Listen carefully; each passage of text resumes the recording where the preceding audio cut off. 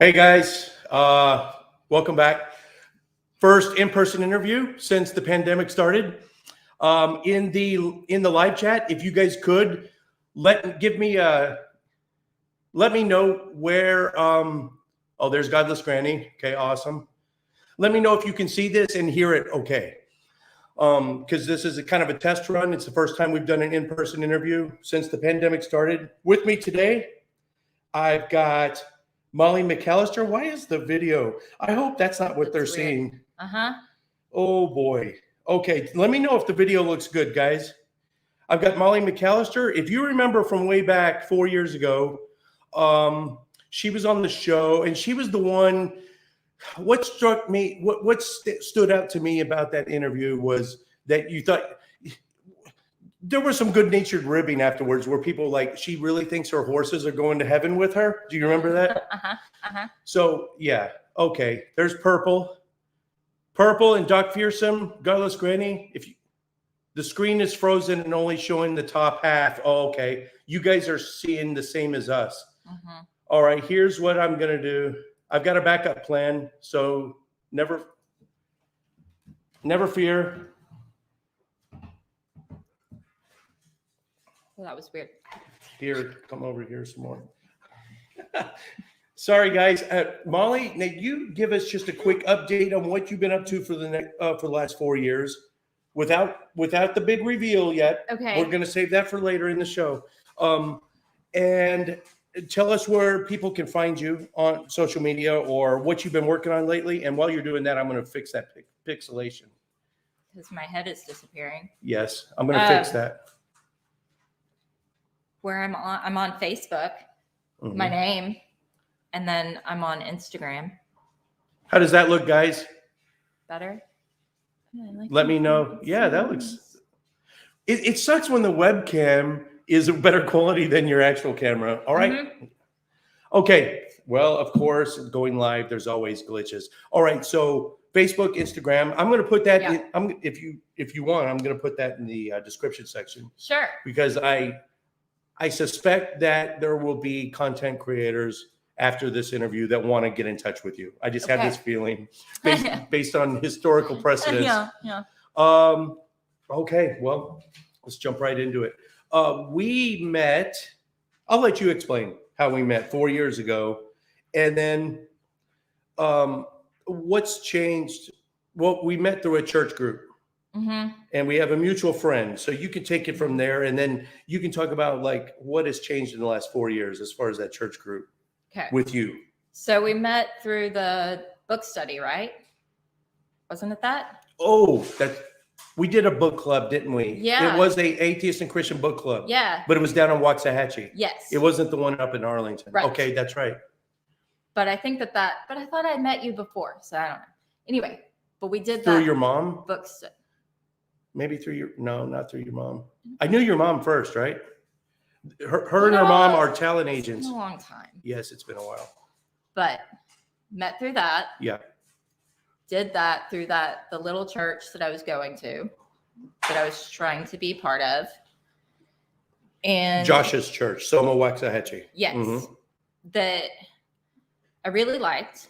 I found it in like a really shitty time in my life, to where like I was super low and like coming out of postpartum depression, which I didn't realize how bad it was until I got out of it. And I was like, oh, you shouldn't want to kill yourself every single day. Apparently it's not normal and healthy. So you gravitated to the church during the low point in your life? Yes. Or was there some predatory? Do you feel like the church was a little... Did they reach out to you?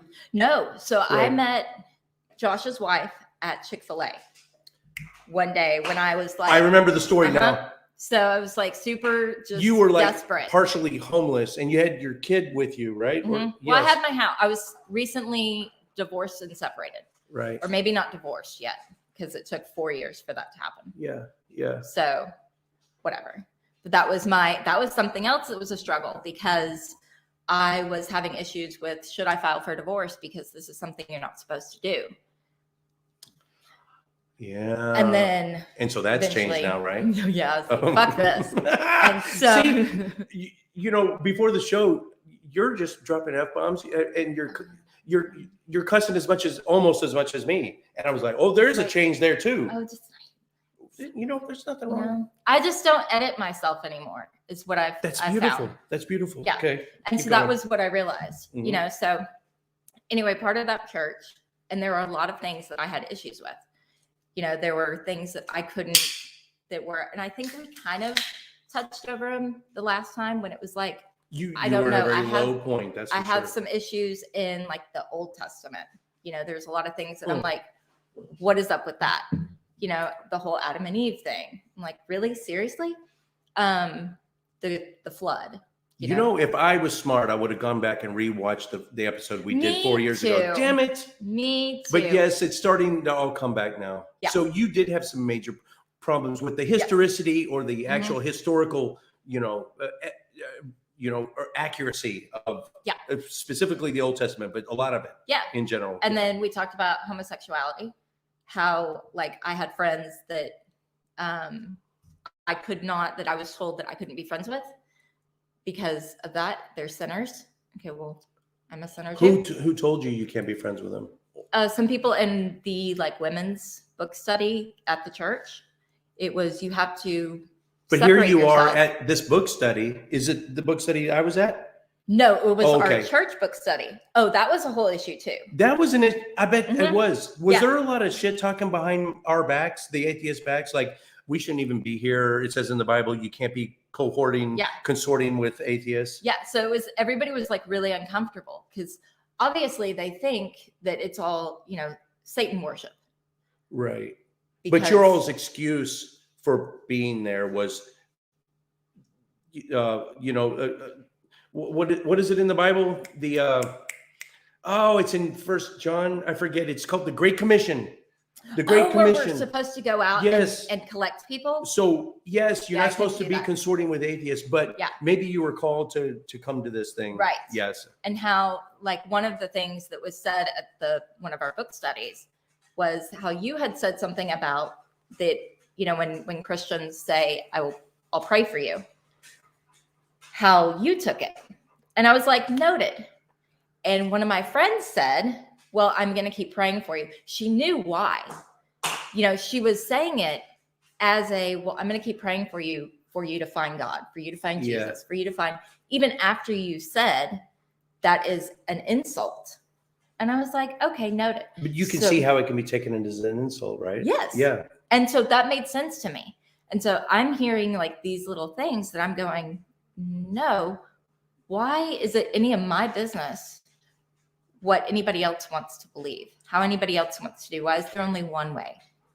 Why is there only one thing? Everything has to be, if it's not in this book, it's not okay. Yep. And I was like, I couldn't ever go, look at my life and be on that same page. Yeah. And then another thing was, I just lost my train of thought. Well, we were in Chick-fil-A. The pastor's wife came. Dana is just a gem of a person. I love her. But I can see how her and Josh, the pastor, who's a great friend of mine, how they can use religion as their way in the door, Yeah. And that's the way you're programmed. It feels predatory. Here's someone in need. And we were talking about a mutual friend of ours before the show. I won't say the name, but she was way worse off than you ever were. And she kind of still is. And they're still kind of preying on her. Yeah. We've got all the answers. We can make you better, but they can't. No. And there are instead of referring them to maybe mental health advisory or a women's shelter or that would be actual health. Let's pray over these people. Yep. And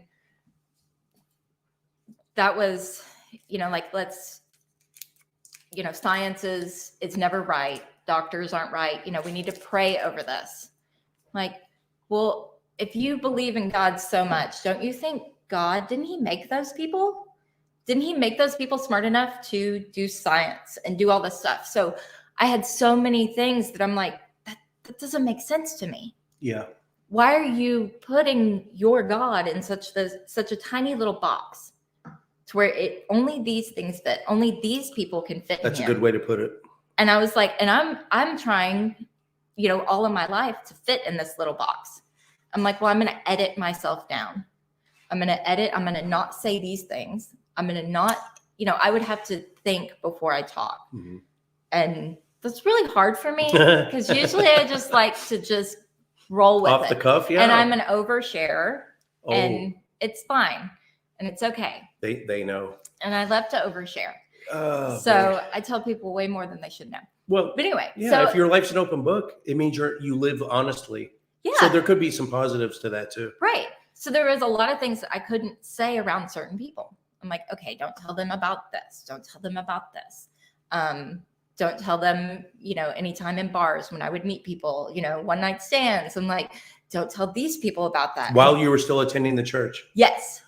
So those weren't happening while I was attending. There was a lot of conflict there initially, right? Because my thinking was like, even though, I was single the entire time I was at church. So I had no hookups, no nothing. But in my mind, I'm going, I don't see anything wrong with it. I didn't see anything wrong with the way I used to be, other than the mass alcohol consumption and going to jail a lot. Was this internal dissonance already occurring when you were on the show 4 years ago? Or did it occur afterwards? Yes. So I had to edit as well because I knew who would be watching. So this time I only told boyfriend, sister that I would be here, so that I knew I'm not going to edit anything about me. I'm not going to edit down. For this show, you only told boyfriend and sister? Uh-huh. Because you're going to open up some. Mm-hmm. That's a great segue. Now we got, I guess, maybe two. I finally got that Nat. Thank you. Good night, Cleveland. Mm-hmm. So we got kind of 1.5 big reveals, right? So with regard to I don't even know this yet. I would like you to explain to us how your theological views since you were on the show last. Because, okay, here's all I know. As we were booking this show, I said, it's been you're way overdue to come back on the show. And you said, yeah, fuck yeah. And I was like, ooh, that's different. That's a different Molly. Okay, for starters. Second is, I didn't get that Nat, did I? No, you didn't. No, damn. I really wanted to hit the table. Hello, and I thought, Nat. probably that idea. You nasty with a G. Mm-hmm. Damn it. When you make yourself laugh. What was I talking about? Oh man, I totally lost it. So yeah, when we were booking the show, and you said, fuck yeah. And I said, okay, let's get you on the show. And you revealed a couple things, but you didn't tell me everything. And I said, oh my gosh, Molly, don't tell me you turned to the dark side. And so you said, well, I turned to the shady side. And that's where we left. I said, say no more. You'd say no more. Keep it fresh. I don't want to even know the rest. I want you to tell. I want to be surprised on air. So in the last 4 years, with regard to Christianity, the Bible, do you still go to church, all that? What's your life different, your relationship with God now? I do not go to church. Oh. I do not consider myself a Christian. One of the things that's a little strange, like I love the idea of Jesus. I love who they say that he was in certain ways. However, I think that there's a lot of stuff that, like what he did, he sat with the sinners and he flipped tables and, all of this crazy shit. Mm-hmm. I think that a lot of people changed all of that because maybe he was more over the top than they wanted. Maybe he was more, and they were like, no, we have to make sure. He's still saying that all of these old laws are real. All of these old things, those are still whatever. So anyway, I like the idea of Jesus himself as a person. He sounds like he would have been a nice guy, like cool to hang out with. But the entire, the Old Testament, how they would go and basically round people up, that, speaking the gospel to everybody and all of that stuff. I could never do that. I was never okay with that. I never wanted to go and preach to people. I had zero interest in it. I thought that was very invasive, very disrespectful of other people. Basically saying, hey, you're wrong, when I have absolutely no proof that the way I'm living is right. I have no proof other than these ancient books, thousands of years old, that who knows? What if it was somebody just telling a really elaborate story? They didn't have TV, everybody just made up shit. And, here we're going to flood the world. It was probably like a lake overflowed a little bit. How did he get all of the animals? Did he go all over the world to get all these animals? Nothing made sense. And nothing has ever made sense. And so I just kind of had to get really honest with myself about what I actually do. I want to keep trying to fit in this box and go, I don't believe that. I don't believe that. I'm divorced. I have tattoos. When did you get divorced? After the show? Were you? Yeah, you were already divorced. I don't even know. I think so. I think I was. But you maybe at the time of last, you thought it was wrong, but you did it anyway. Yeah. So I had to wait until he had something. So when he got a girlfriend, then I was like, okay, now I have an out, so that I could justify it, not to myself, but to all the people in my church when they started asking me these questions of, why are you okay with that? Why is that okay with you? I'm like, well, first off, I'm not going to live in a marriage that's shit and raise my kid in an awful family environment, all because I made a promise to God, and I'm like, it's dumb. It's a piece of paper. And so anyway, so I had to justify it to myself. That's the way I did it. Was, okay, now I have an out. He cheated because we were still married. And so now I'm free to whatever. But then it was that thing where you're not supposed to get in another relationship after that. If you have a justifiable reason the to male get divorced. Can. Biblically, the male can. Yes, of course. He can have many wives. Yeah. But I'm now an adulterer. If you keep petting him, he'll just stay here. But I love him. He wants to suck all the attention out of the room. Nelson, please leave. No, he doesn't listen to me. Okay, sorry. Let me break in real quick because I have a burning question. All right, so your relationship with Jesus now and then, is there any difference? And if no, it's way different. Yeah. Do you still pray? No. You don't pray anymore? No. And that wasn't like a conscious thing that I was like, I'm not going to. I had to remind myself to pray because that's what you're supposed to do. So now I just don't. In the past, you had to remind yourself. Yeah. And so all of the things that I had to remember of, I'm supposed to do this. And I was like, I don't do that. And I thought every single Christian struggled with like that, I really want to do this, but I have to do this. And this is the path that I have to do. And it never, lined up with what I believed and who I was. All right, here's the first big reveal, possibly. You don't pray. You've changed a lot of you've made a lot of life changes. Don't reveal too much yet. We want to keep them guessing. You've made a lot of life changes in the last 4 years. The first big question is, do you still consider yourself a Christian? I didn't expect you. I thought maybe you would say, yeah, but one of those yeah buts, but you don't. No, because that's So when I asked you, did you turn to the dark side? And you said, well, maybe the shady side. Have you not been exposed to enough of us, actual godless heathens, to understand what it means or what it is? Are you at a point, not that we're going to try to prey on you like the church did, because I could give two shits, except I want you to be happy. That's all I do care about. Right.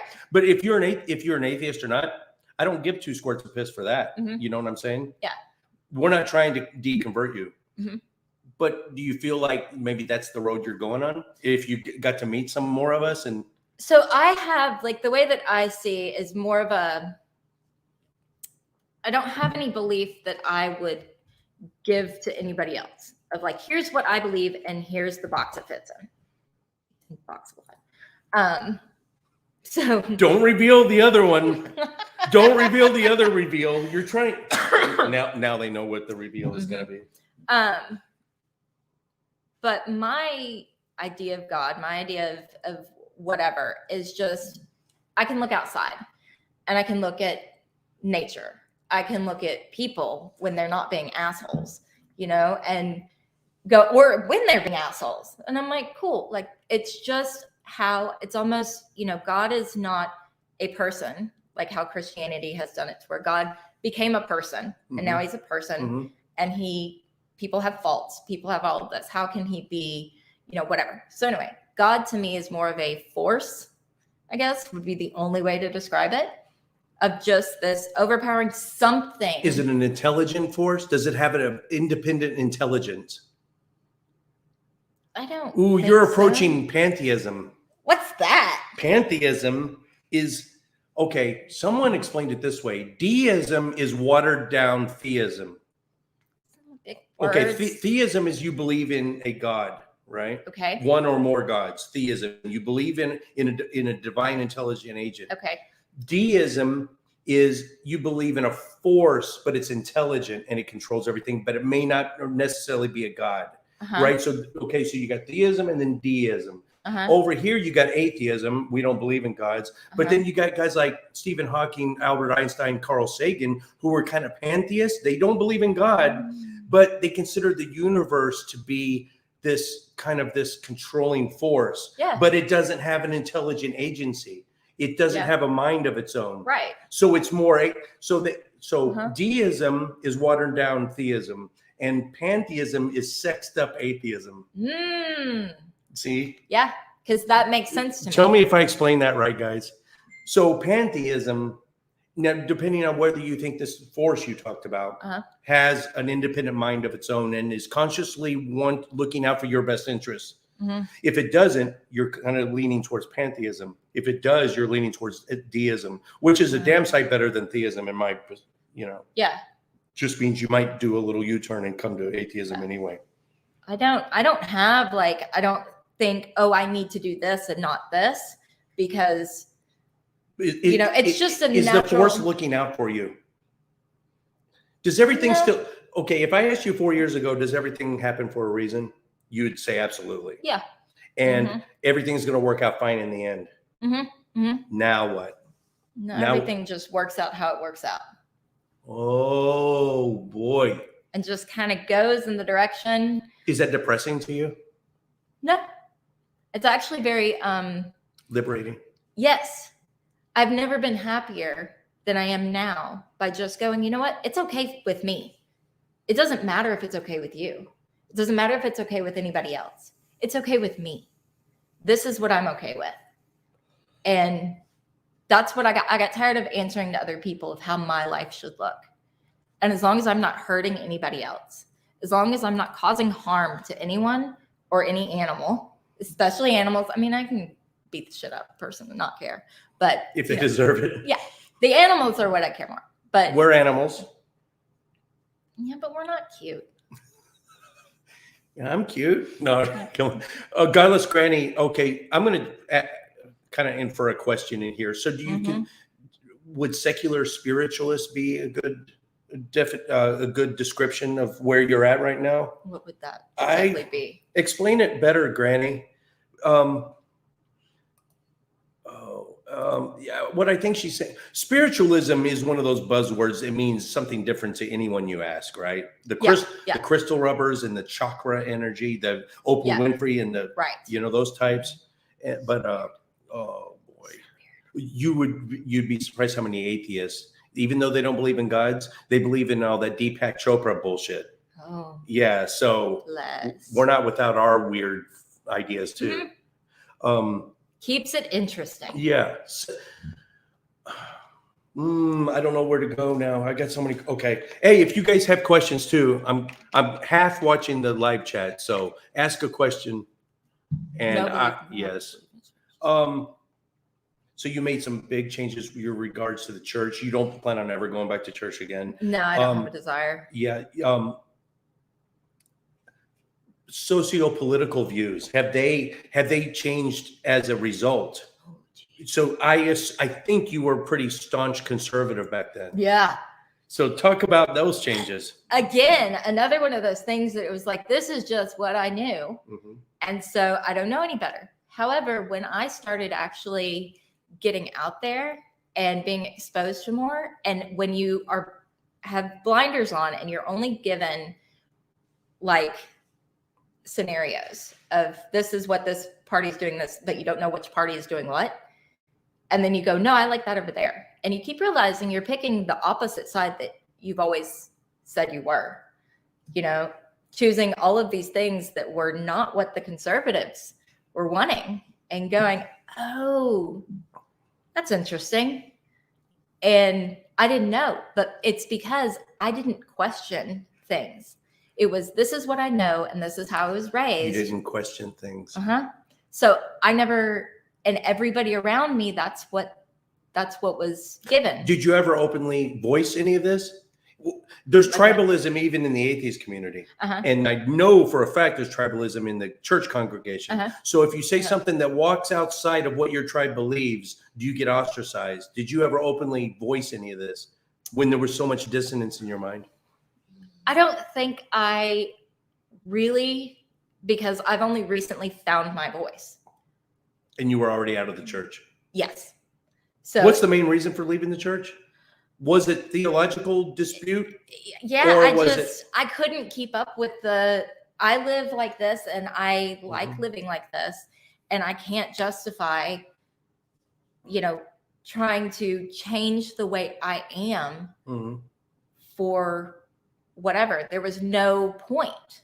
It was not going anywhere. I was like, if this is supposed to make me happy, if doing all of these things is supposed to make me happy or whatever, or miserable, because it was like, oh, you can still be miserable, you know, and love Jesus and follow God and go to church. But you know what? Sometimes we're just miserable. And I was like, okay, well, I'm miserable because I can't be me. I'm miserable because I can't be open, because I have to edit. I can't talk about this part of my life. I can't talk about the really tough things in my life, the things that I've done, the things that continue to go through my head, because they would look at me with this, oh, I'll pray for you. Cool. Yeah. Okay. That's not what I needed. I needed like an actual support system, possibly medication, maybe hospitalization. But it was, I'll pray for you, or just pray harder. Okay. Yeah. Specific issues, abortion, gun control, any hard lines. Is there okay, coming out of the church, is there a residual gravitation to the other socio-political views on some issues? Well, not. Yeah. So like I'm pro-choice. Were you 4 years ago? Yes, I was. You didn't voice that? Because, no, I did not. And that was because, so my mom basically, and I think that you had talked to her about it, because she was like, she had said something at one point and you're like, you're so close to being an atheist. But that's how she's always. I hope she didn't take offense at that. No. That was a compliment. Like, okay. Yeah. Okay. She did. She took it as a compliment. Your mom is cool as hell. Yes, she is. But she's always kind of had this, you know, belief. And so have really my entire family. It's never somebody else's choice to decide for your body. It should never be someone else. And all the Christians are backing it up with, but in the Bible, it says God created us in the womb. I think that's the scripture that they're talking about. They're saying that abortion's bad. Among others. Yeah. But it also gives a specific recipe how to concoct a cocktail to actually induce an abortion in one woman. Really? Hey, somebody in the live chat, look that up for me. I don't have a young Jamie like Joe Rogan does. So if you guys could look up the actual Bible verse that shows going to the tabernacle, collecting some dirt from the floor and adding it to something, making a potion out of it and giving to this woman. And if she drinks it and she doesn't abort, then she was not lying that she was unfaithful. But if she drinks it and she aborts, it was a test to see if she was unfaithful. But it was an abortion cocktail. Yeah. Dude, am I way off base? Someone in the live chat. Okay. It's time for the other reveal, because I'm going to ask you gun control, abortion, sexuality. What else has changed in the last 4 years, Molly? So, well, that's the funny thing. Again, nothing has changed, but it was a realization that.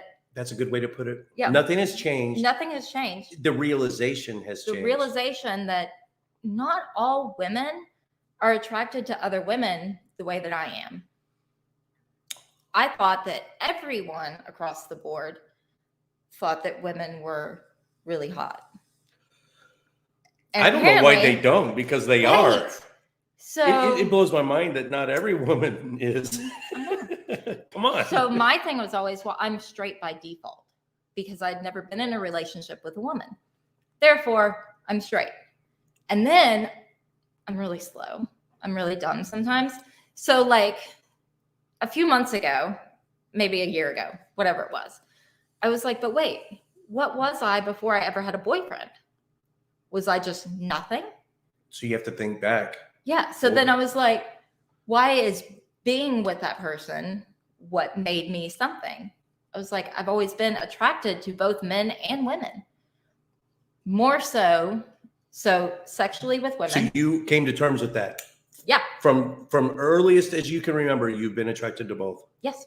Okay. More so like physically attracted to women. So it was a realization, not a conscious choice. Mm-hmm.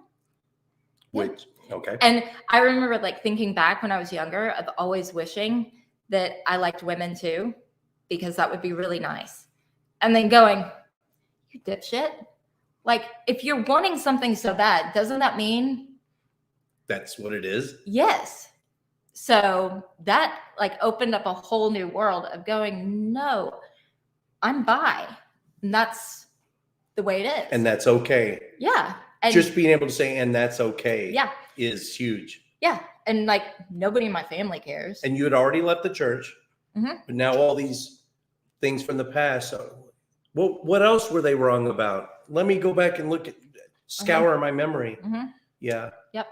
But I mean, it makes sense that because I look back and I would always like my ex-husband never liked when I would go out with a group of women. It was mainly because I would end up making out with the women. So, and this again was many years ago, and I'm still going, all girls do this. They don't, do they? No. Yeah. That was my favorite I don't know why they thing to don't, but it seems like. I know. It's the best. It's the best. Yes, it is. So that's what I would do. We're just big, dumb, hairy monkeys. I know. I mean, women are the attractive ones. Yes. Unlike the rest of the animal kingdom, you look at any species of bird, any other mammal, really. Look at baboons. The males have the big, colorful, shiny asses, and the birds are the males of every species except for human are the most attractive. And it's the opposite with humans. Yep. We like to try. But it's funny because and another thing that I didn't realize the I don't know, I was trying to use a smart word, but how big the whatever was that I realized with my boyfriend that I have now, realized he was the only man that I was actually attracted to. And I can think back and there's plenty of women, but he was the first man that I've actually been physically attracted to. And I've seen pictures of him. I want to talk about him next, but he's not effeminate by any stretch. No. So, yeah. I like men for being men and women to be women. Yeah. I like dominant male and then a submissive female. Submissive female. Interesting. Which makes sense because I'm a follower, so I'm also a sub. Interesting. Have your views on? Okay, that's LGBT. Let's talk about the T part of it. But the B in LGBT, those people, whatever. Tell me if this is. You guys are going to skewer my ass good in the live chat. I call it TG, trans and gay, and I leave the B and the L out of it because doesn't gay cover it? Doesn't gay cover it? Exactly. So that kind of thing. We just like to have our own, and I have my own flag. Exactly. Gay means really gender. It can mean gender neutral because gay can cover both. Queer. And bi just means you're part-time gay. No, I'm just joking. But it's like you're part-time gay. And then and I don't say GT because that means Gran Torino and that deals with racing. So I switch it. I just call it the TG community. But I like to oversimplify things. Anyway, so have your views on trans people? changed?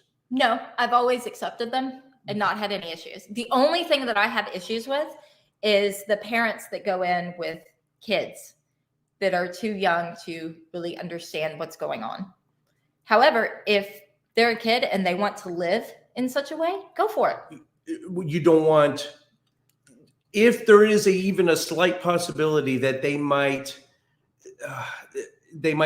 you don't want to do anything permanent, chemically, surgically, right, to someone who is still young. Mm-hmm. Especially as a minor, yes, right? Yes. 18, all bets are off. Right. Yeah.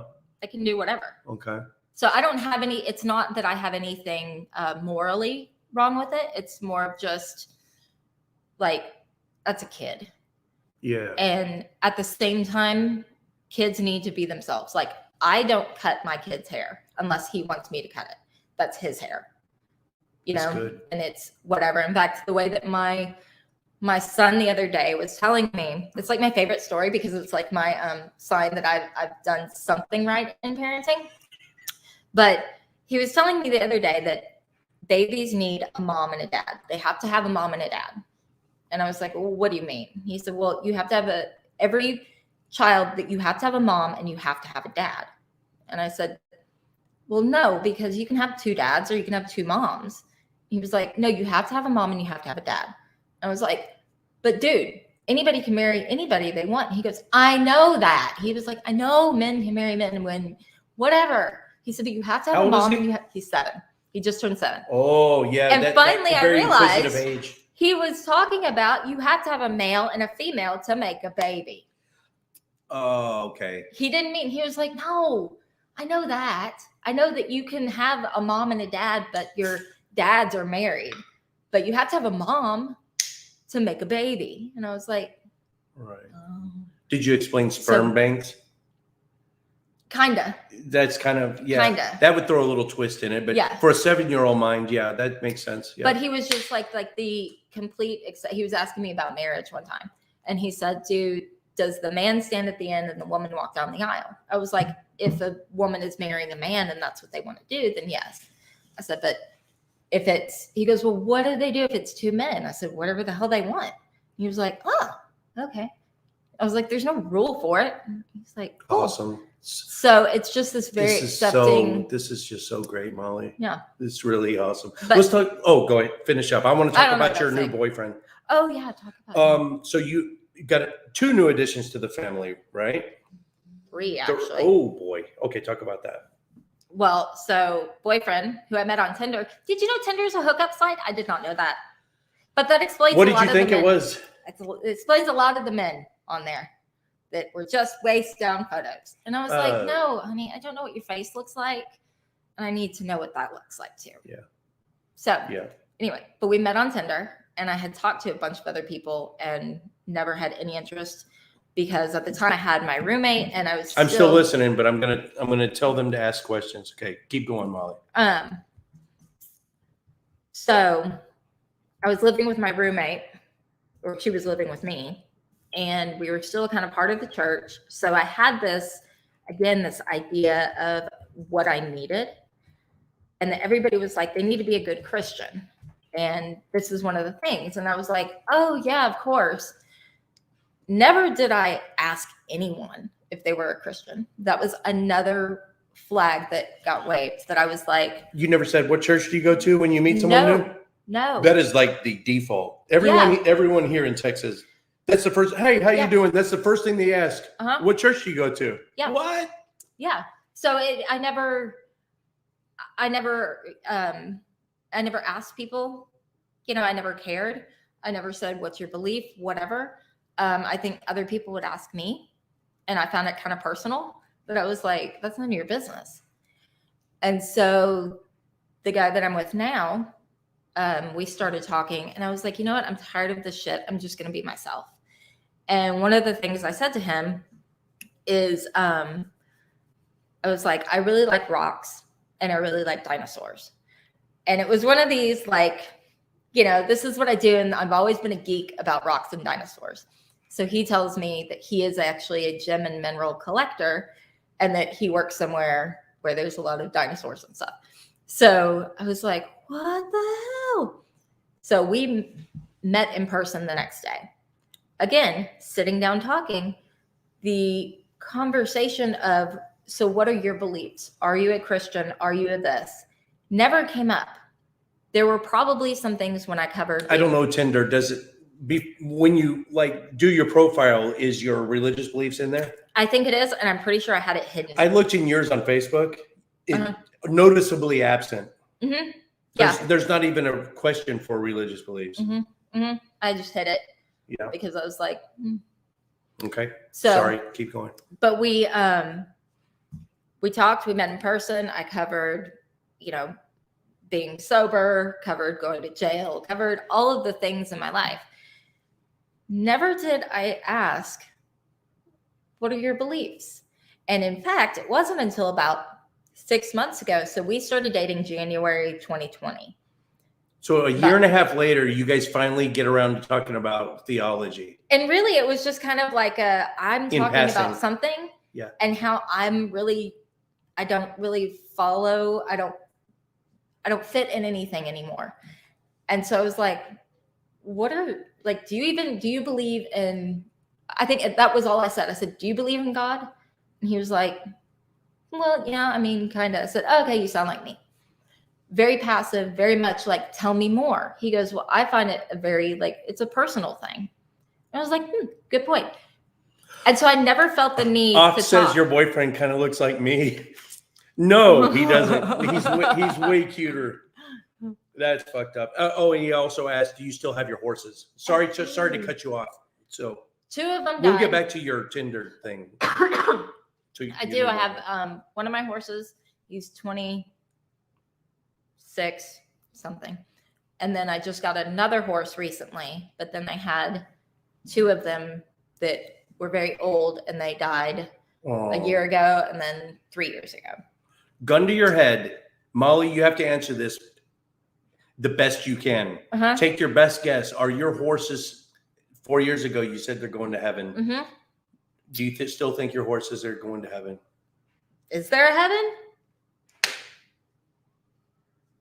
I mean, that's the best possible answer. Why are we here for a short time and then go eternally somewhere else forever? That would be what eternally means. I told your mom once that she was this close to being an atheist. I think you already are. I think that's not that that's my goal, but it feels like you already are. Well, I've been thrown into so many because I was raised in the church, but in like a very laid back, because we're Methodist. So I don't even know what that means. So don't ask me what a Methodist is. John Wesley, I forget his first name. Wesley, the guy who founded the Methodist Church, came out as an atheist. The last 25 years of his life, he lived as an atheist. That explains. Did you know Methodist. that? Yep. He founded the Methodist Church and then he became an atheist and he lived his last 25 years of his life as an atheist. Well, there you go. Anyway, but that and then AA. Which you were like a decade. You were 10 years sober last time you were on the show about. Mm-hmm. Do you drink alcohol now socially? You're just going to. I don't, because the risk is too high. You're still on the wagon completely. Yes. For me, there's always that, can you drink? And with having a kid, having a really amazing life, the risk of, well, maybe I can drink again is too high, because what if I'm wrong? Where I was before was a mature outlook on it. Yeah. And 3 suicide attempts. And there's so many other cool things. I found out your new boyfriend is into disc golf. That's mine. If I had to give up alcohol or disc golf, this is gone. Yeah. Fucking, I love that shit. Mm-hmm. So there's plenty of other things out there that can get your juices going. Right. Yeah. And Delta 8. That's fun.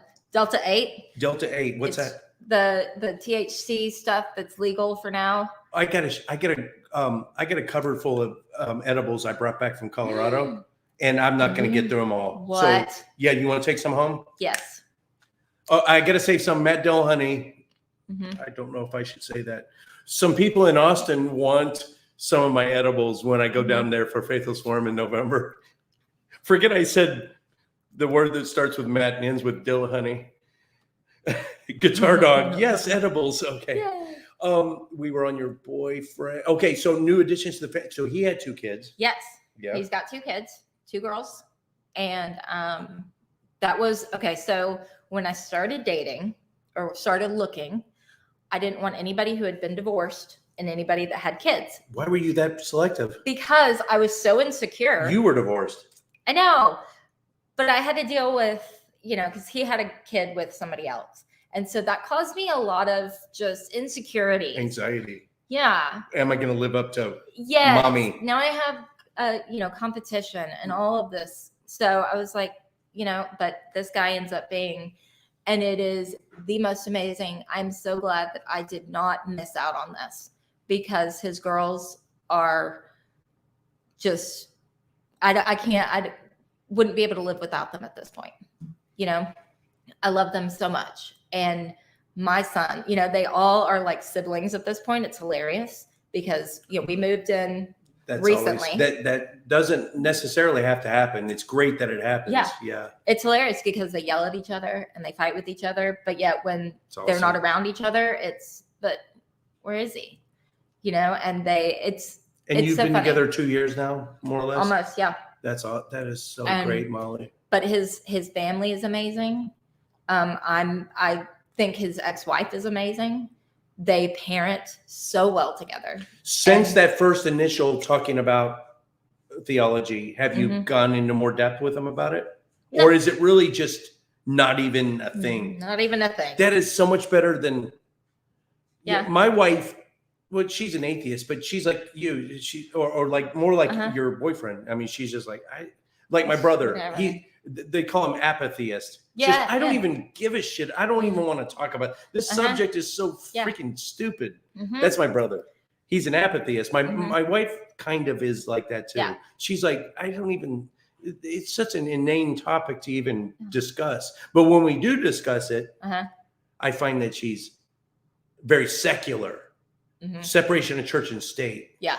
And keep your hands off my body. Yeah. Kind of, and don't crowd the government with your theocracy notions. Yeah.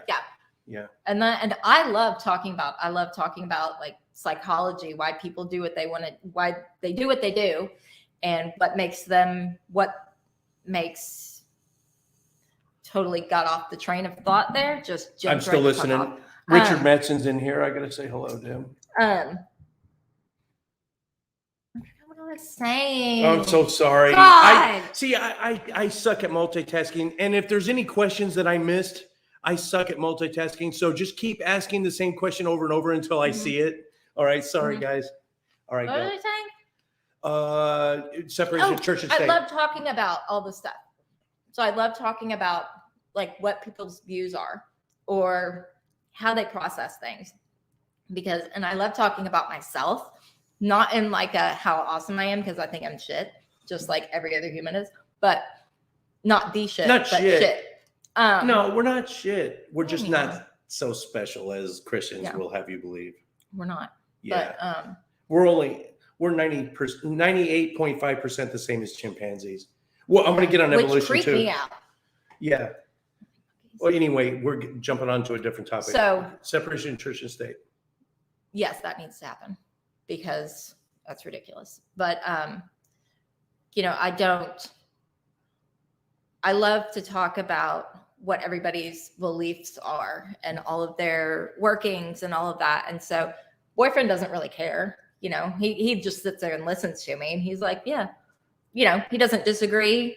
He's kind of whatever. But it helps me by him just doing that. It helped me to vocalize all of the things that I was like, but I have a really big issue with this. And when you finally say it out loud and you go, I don't agree with that. I don't like that. I think that's stupid and you have nothing to back that up. You have nothing to prove that the way you're saying is correct. And so, so as I'm talking at him, then I've learned so much about me. And hey, that's good. Yeah. That's a good way. And he's just very supportive and just listens. And it's like, I'm happy for you. Before the show, before we went live, I warned you that once you came on this little show with 8,000 subs, that you're going to start getting requests out the ass. Is if there's even a glimmer of hope that you are deconverting or have deconverted. I know for one, Neil the 604 Atheist is going to want to have you on, guaranteed. And you're going to be hit up. That's why I got to put your contact information in the description section. But one already asked. So this is Robert Rowe. He's a Christian. He's a really well-armed apologist. And there's only one reason why I recommend that you take him up on this offer. Okay. Because he's intellectually honest. And there's not many Christians out there. No. He will challenge the shit out of you. So be ready. But I can count on one hand the Christian shows that I would like you to be on, but yeah, he's probably going to reach out to you. Robert Rowe, aka he used to be called General Han Solo. He's probably lost the screen name, but yeah, good guy. So separate insurance should stay. Oh, okay. Now, with the changes in your sexual proclivity, how is your boyfriend? How do you guys work that? He didn't care. Is it, how do I say this without saying, is it an open relationship? There's a better way to say that. Do you guys tolerant of each other's proclivities? We do not reach out with other people without the other person there. Yeah. That's standard, right? Yeah. So nothing goes on that the other person isn't there for. But right now with COVID, nothing. Yeah. Because I love that this is the first, a year, almost 2 years later, and you are the first in-person interview. And I love that I was like, I have a cough. Is that okay? Well, it's allergies though. Yes. And I had COVID around the holidays, and then I've since been vaccinated twice. So I think that double makes me, I'm okay. Probably. My brother had full-blown COVID. When I was getting all those edibles up in the mountains, my brother was with me. He flew in from Dubai. I picked him up in Wyoming. We went all around South Dakota. He had full-blown COVID. And we were in a car this far, and I didn't get it. Oh, wow. So,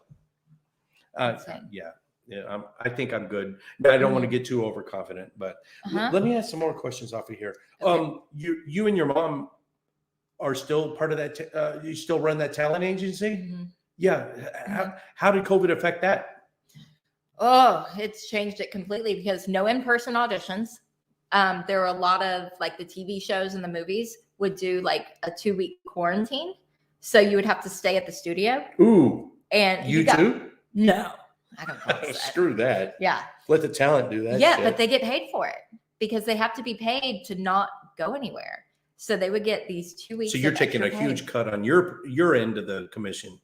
Yeah, because we don't get any of like their per diem and travel and stuff like that because that's for them. But I saw on your Facebook that you're shooting commercials now and you're back in it, right? Is it getting better? Yes. Like the commercials have started to pick up because now they have protocols in place. They have specific things that they have to do. A lot of people are vaccinated.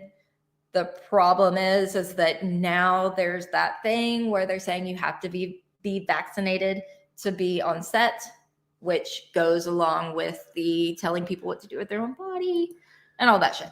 So really now we just ask, are you vaccinated or not? And then it doesn't mean you're going to lose the job. Yeah. It just means that sometimes they don't have to show proof. Yeah, they have to show proof. They have to show their card.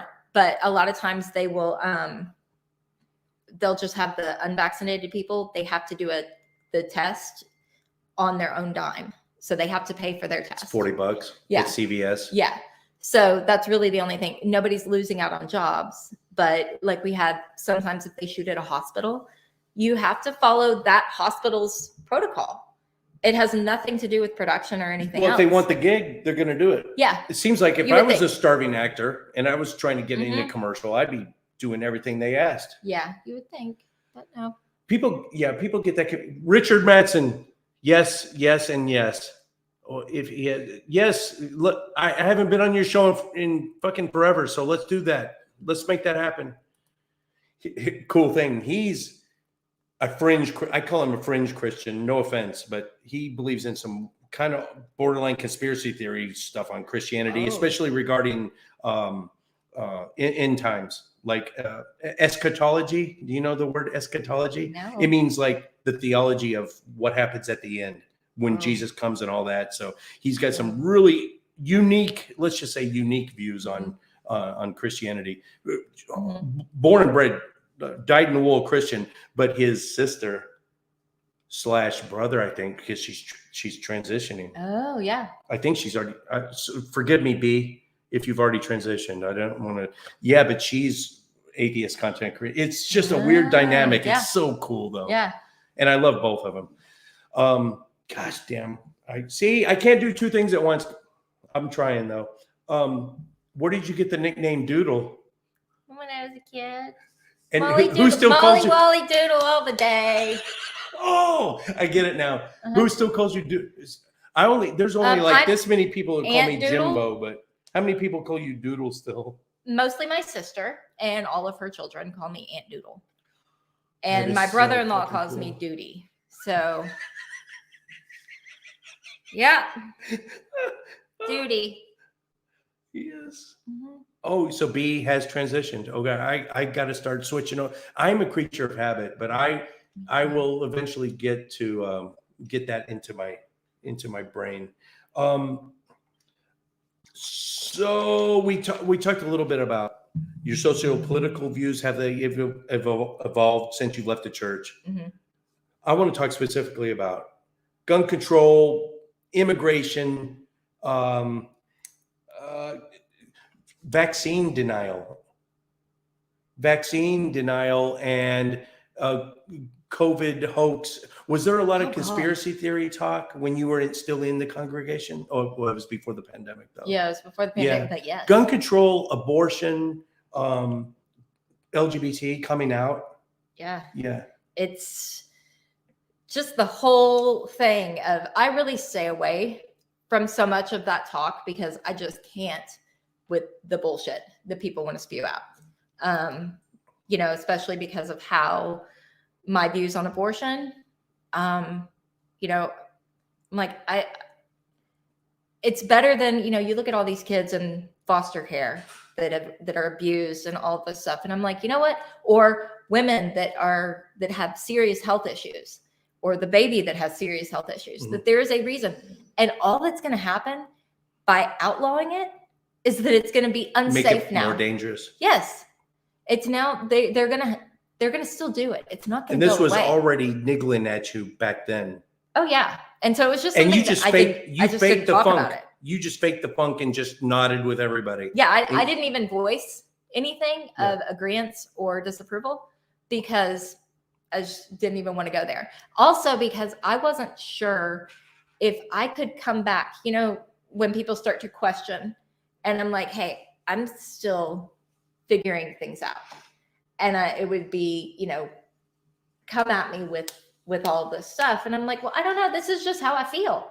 This is how I feel. I don't need to have all this proof back behind it on, whatever, when I just feel like this isn't right. It's not okay to tell somebody what to do with their body. It's not okay to tell somebody who they can be with. It's not okay to tell somebody they have to believe in anything, And so I'm like, I can't. Devil's advocate, but you're basing it on just emotion now too. Mm-hmm. Same as you did when you were believing Christian. Mm-hmm. But the only difference is now you can back it up with science. Is just you don't have the time or the inclination to go and research and go, here's all the studies that say. Yeah. But the fact that you could do that. Right. And I would love to. Like, I would love to do more things to where I'm actually more, I'm smarter at all of it. Because I would love to. It would be awesome. However, single mom. If you have to go to the restroom, it's been 1 hour, but I am I don't have to pee yet. I would have told you. I do. I like to share. I do have all to pee. Time. So here's what I'm going to do. First time I've ever done this. Here's the mouse. Scroll up and see it. You can see if you want to talk to them for a little while and see if you want to I think I missed a bunch of questions. So scroll up and see if there's any questions. And I will be back in 60 seconds. 90 if I wash my hands afterwards. Okay. This is fun. Oh.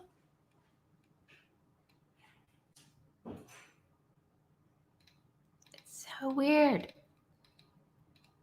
I have an audience. I'm going to see this other week. Delta 8. Yeah. I'm reading. Natives believe that all animals that place are dead. Mother. Yes. Temperance movement. Oh, yeah. The Methodist Church. I remember that. Where's these? New comments. I don't do that. I'm smart. Well, thank you. I try.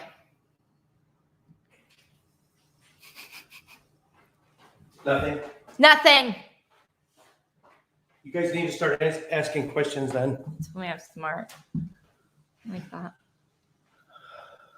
There is a delay, so questions might. Oh, let's look at this. Oh, no. There we go. Oh, you'll go back to Richard's. Much respect to you, Molly. Smart and strong lady. Richard says, oh, I guess he meant Molly, not Polly. Did it come out Polly when I said that? Sometimes I say, what's your, someone asks me my name, I say Jim Hall. They say Jim Paul. So sometimes an H can sound like a P when I say it. I have a list. No, I haven't seen it. So nobody notices until I point it out. And then they're like, oh, there it is. No. Yeah. Mm-hmm. So Crazy. Okay. Well, Richard wants to know your views on foreign policy. Yeah. The mainstream conservative view is isolationist policy, kind of like let's take care of ourselves first. Let's close off the borders. Let's no illegal immigration. Just basically the opposite of what the Statue of Liberty says at the base of it. Right. A progressive view is open borders. Let's bring in your huddled masses. And I'm it's not so night and day, but that's yeah. So what are your ideas there? Well, I don't think that we should close off anything to people wanting to make better lives and wanting, this whole let's put fences up and trap ourselves in here. Mm-hmm. It's just obnoxious.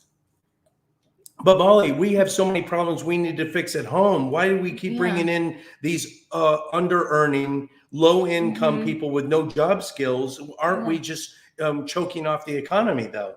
No. Why? I mean, because it's kind of the way that Americans do things seems to be this, it's never enough. I want more, give. Don't give it to them over there because I want more of that. Don't take my job. Whatever. I'm like, they took our jobs. Took their jobs. Oh, you're a South Park fan. Oh my God. You just went up one more notch. All right. But anyway, so I think that's absolutely bullshit to put walls up and to keep people out with guns and all of this stuff when, over this made up shit of they're bringing in whatever. And I'm like, they're not bringing it. Like, we're going over there and getting it and bringing it back. Whatever. So I don't have a smart view on it. However, I don't think it's right to tell people, no, you can't come in when all of us came from somewhere. I'm Irish, Scottish, whatever. Yeah. I came from somewhere. And to be like, no, y'all can't. It's kind of depressing when the former Christian comes in. Recently, I'm going to go ahead and say you're deconverted, not fully, but comes in and has more progressive views than I do. I'm a very just barely left of center. And I've got some views on here that if I told them, I would get some anger in the live chat right now. I'm not isolationist. I lived in Europe, which is, except for Switzerland and the UK is open borders. Yeah. I can drive from my house through France, through Belgium, into Luxembourg, and no one's ever checking my passport. Yeah. I can work in any of those countries I want to. I can go to school for free in Germany as a U.S. citizen speaking English. So really cool things about it. But Right. I'm not for a border wall. In fact, I'm for open borders. Let's just open the borders with Mexico and Canada, Cuba. If you are not a U.S. citizen and you're here working, great, work. Pay your income tax. Yes. And if you have kids that go to public school, I know it sucks, but I think there are some privileges afforded to U.S. citizens. At least beyond the path to getting citizenship. There's certain things like having a social security number and drawing social security pay, drawing Medicare, sending your kids to public school. I'm not saying it's a drain on our economy. It's just that be actively working towards your citizenship. Yes, absolutely. I agree with that. That to make it, don't just, I'm leaving this to go to a better place. Okay, then respect the better place that you're going and be part of it. Yeah. And do something. Right. And like the school that my kid goes to is a dual language school. And I love that. Spanish? And I love that because I'm like, everybody, not everybody, but America's. Your kid is bilingual now or working towards it? No, he tries. He's 7. He barely speaks English. I'm a Spanish tutor, right? Really? Yeah. See, and I would love to know. That's my more side languages. gig. I got 4 students, only 4 right now, but I don't speak anything. Yeah. Yo hablo español un poco como nativo. Okay. Okay. Purple has a question. So when people thought your name was Polly, it's Holly with an H, but Molly with an N. Yes. Oh gosh, see, I screwed it up. And Molly. Gosh damn, I said Holly again. Molly, I knew that. So what do you think? So he was just being funny. Oh, of poly relationships? Oh, see, I said he. I think Purple's transitioning too. See, I'm screwing everything up. They. Yes. They can get confusing too. Yes, it can. The only time it's not confusing, let's say you're on the phone, you're talking to someone, and I don't know who you're talking to. You hang up, and I would say, what did they say? If I don't know, that's the only time it wouldn't be confusing. Yeah. Oh, yeah. I just give up. That person. Oh. Yeah, let's get back as long as they were asking about it, polyamory. So if you met a girl you wanted, and it wasn't romantic, it wasn't anything like on a cerebral level. If it was just physical, would your boyfriend be okay with that? Yeah, he would. But he would, or he is? He would. So, and has no problem with that whatsoever.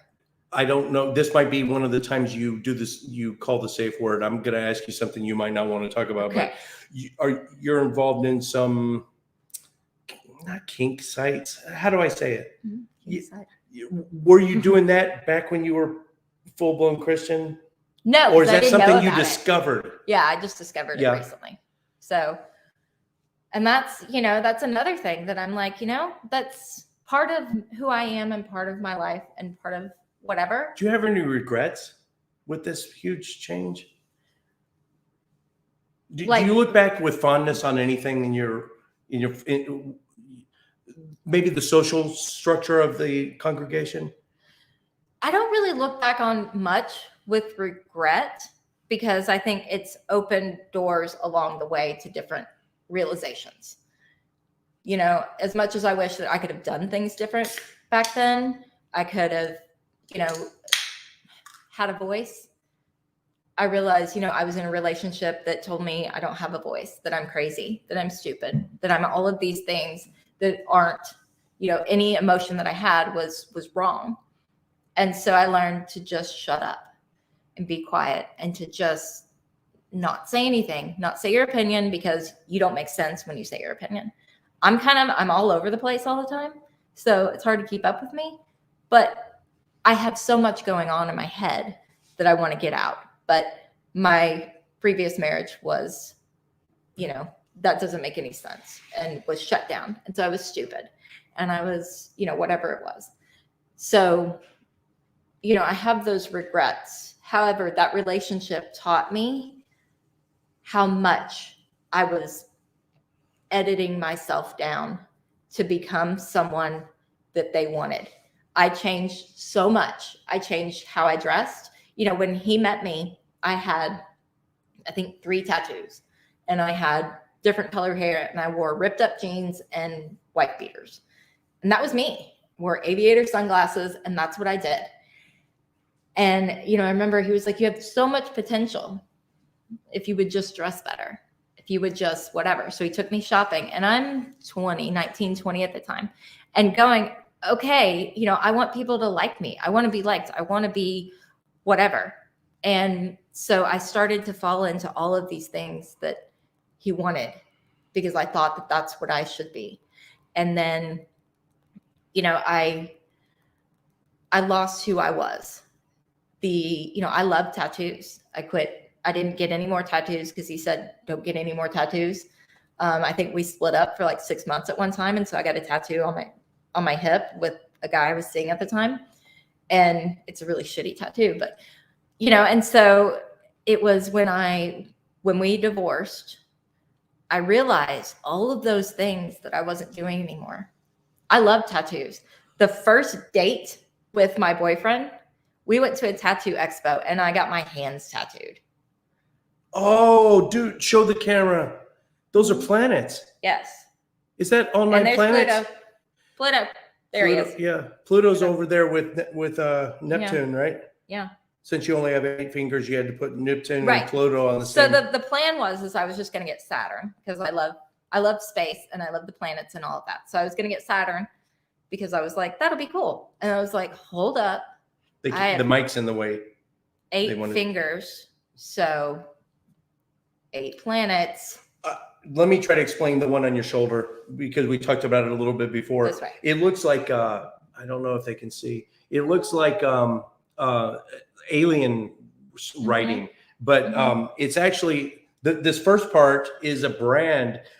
She's way into horses, as you guys know, but Wild Mustangs, they're branded with a certain brand, and the first bit of that is that it's a Wild Mustang and where it was rescued from the U.S. and then the last part of it is the date that it was rescued. Yeah, so they use like this code. Every state has its own sequence of numbers. So like if it starts with 8, it's like Utah, and so they'll have a sequence of numbers of whatever. But I couldn't read mine on my Mustang, so I put the date that he died. October. That is so cool. October 12th, 2001. Yeah, that's awesome. 21st. I had another question. So, and then I have a naked woman. That's got to be new. Yeah. Crazy. That's pretty cool. I got my drill instructor. You guys ever seen the drill instructor? And I'm way into vampires for obvious reasons, about living forever. I think that's why I have this YouTube show. I got vampire bites on my back and my neck. Nice. I think I'm into vampires. Before I've been an atheist all my life, but before I started my channel, but that whole idea of living forever. And the reason I think the reason I have this channel is because it just intrigues me how so many people think you actually do live forever. And I want to get inside their heads. Even though in the back of my mind, I think you're full of shit, but I still want to hear more about what you have to say. Because kids like a train wreck. Like you gotta watch it. If 70% of the country is so sure that we live on after death, I want to know more about that. Right. You know? Even though I think it's bullshit. Yeah.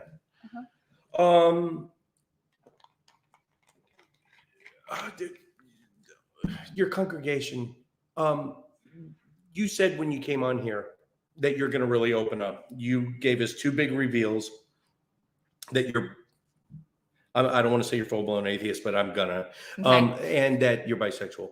So you only told 2 people that you were going to come on this show, your sister and your mom, I think, right? Well, actually, I did tell my mom today, and then I told my boyfriend. Okay.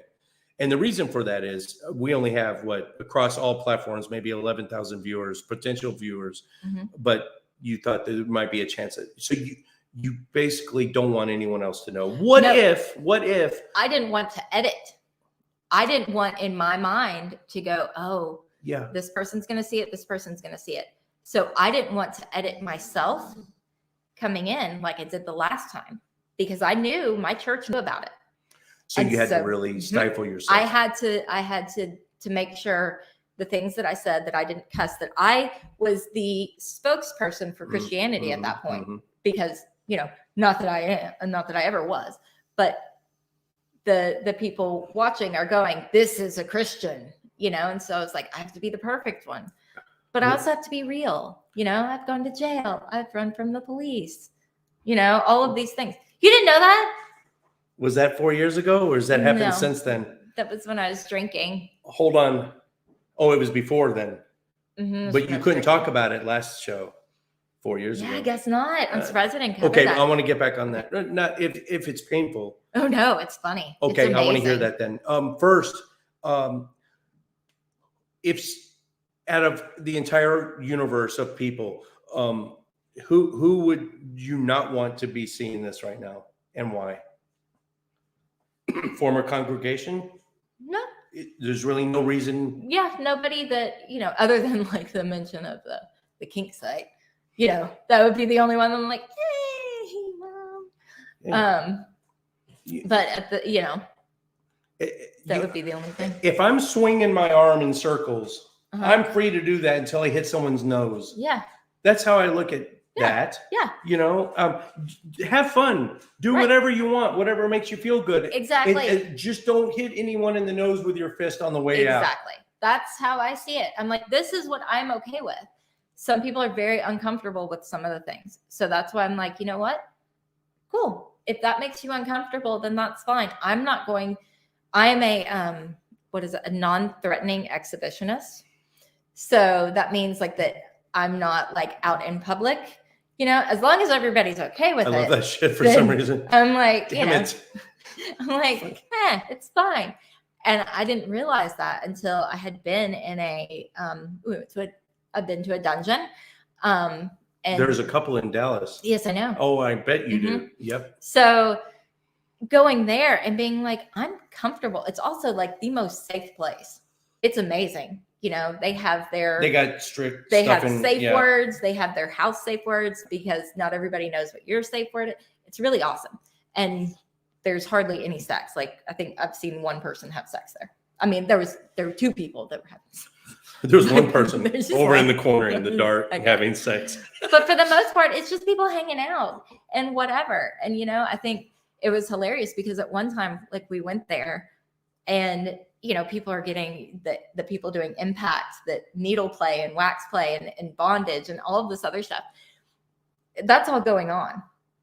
And outside there was this lady and she was doing whippets. And that's old school. Do people still do that now? I guess. Wow. And I mean, she just had it's cartridge after cartridge. Whippets, nitrous oxide, isn't it? Yes. Yes.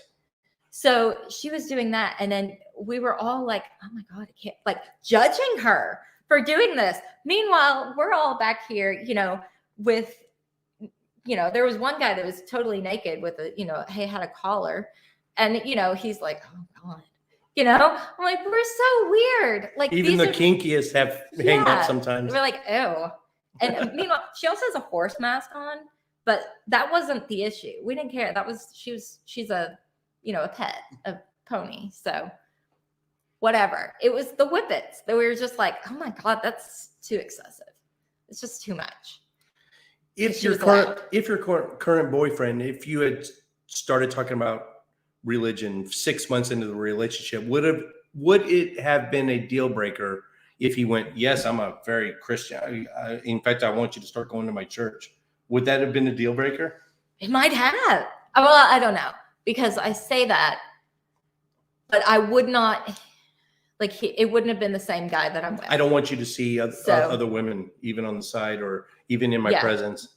Yeah, it would have been, and that would be the thing, is I probably would have stayed and then just continued to stuff myself down and be miserable and hate everything. In a whole different level, but it's the same as before. Right. But I wouldn't be in love like I am now, because the way that he is everything that's perfect. Like, all of my flaws, I see the Facebook photos. I know. You seem just sickeningly crazy. I know. Happy. I know.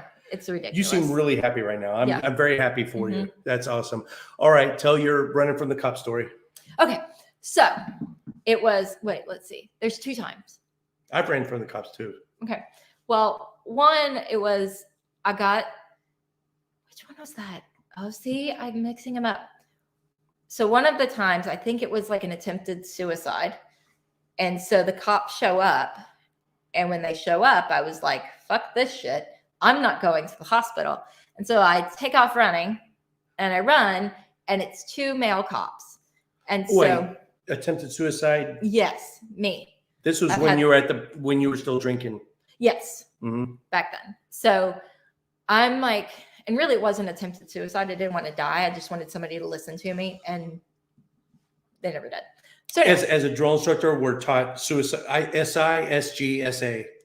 suicide ideation. That's just to cry for help. Yeah. That's what yours was. Yeah. SA is a suicide. SG is suicide gesture. That's a big cry for help. Yep. Borderline, and then the suicide attempt, which I only encountered once. Keep going. Sorry. So I ran, and it's 2 guys. So when they try and get close to me, my smart mouth says, "You can't touch me because there's no woman around. I can say anything I want at this point." I was an asshole. So, and I'm like, "You can't touch me. You can't touch me." And so one of them just whips out the pepper spray and just pepper sprays the shit out of me 3 times. So I get carried into JPS hospital in handcuffs, covered in pepper spray. And then the next time, of course, I didn't get charged for that because they felt sorry for me. The next time was I broke into my, at the time, boyfriend's apartment. We don't know why, because I had a key. But I actually have a scar, like this little scar right here is from me climbing through the window. And we don't know how I got through the window because I broke it and I climb in because I thought he was there and I thought he was cheating on me or something crazy, like white girl crazy. So I get in and I look for him and he's not there. Meanwhile, I have keys, the whole time I have keys. My thinking was I have the keys so that if the cops show up, I can be like, "No, don't worry, I have a key." So the cops show up and I open the front door and there's cops there and I just take off and just run. And, I go to jail. So. Goodness. Mine was just by who I was associating with. The guy, they were looking for someone else, but I was in the group that was hanging out with this guy. And I'm dating myself how old I am, but this was early 80s. And it was at an arcade. When I was born. Yeah. Okay. At least you were born. Yeah. But it was an arcade back when you had to play video games by putting a quarter in a machine somewhere else other than your home. And so they found us at the arcade. And so when Sid ran, the rest of us ran with him. And so they're chasing him, but we're with him. So, and this was the punk era. So we had the purple twist spikes and the spikes and gloves. And and the bondage pants, it's hard to run in bondage pants. Anyway, what else are you still doing CrossFit? No, not as much, just because my kid's older and it's harder to. You're still in crazy shape? I work out. You got the cardio down. You just need to pack on some beef. Yeah, I know. Get some up the weight and lower the reps. Yeah. And here's a fat guy trying to give you advice, but yeah. Yeah. Yeah. You're dude, you got some beef. Just pack on some more beef. Back when you were a believer, the congregation, did evolution ever come up? Our ancestry, special creation, has that view changed? So I've always believed in evolution. You didn't voice it though. No. Because I know Josh's church. I've talked to people there. I've been there a couple times. Because I couldn't ever sit down with somebody and back and forth with it.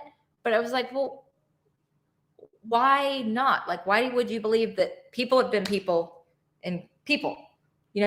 We've had to change somehow. You look at animals, if animals are in the dark for so long, eventually they lose eyes. We don't need eyeballs anymore because we can't see. So they lose that. They change. You adapt. And so, I'm like, I've always thought, so just on that, like that basic, I'm like, well, you had all these beliefs that went totally against the group that you were in. Yeah, I know. And it was really hard. You had to keep yourself really muffled. Yes. And I know your pastor. We're good friends. Uh-huh. And I hope he doesn't mind me saying this, but when his congregation's not around, when it's just me and him, he's like, yeah, that creation story, yeah, it's all fucking bullshit. Yeah. He's told me that. It's all allegory. He still firmly believes in Jesus. About that stuff. He believes in, But even Josh, there are a number of things that he can say to me, but he can't say to his people. Yes. That blows my mind. And we had conversations like that too, to where, especially when we would all sit down and we would do the book study and I would hear the things that he would say. And I'm like, that's why I loved listening. And that's why I loved that church, is because of how he would say things, but yet he couldn't say it with the entire church. Sorry.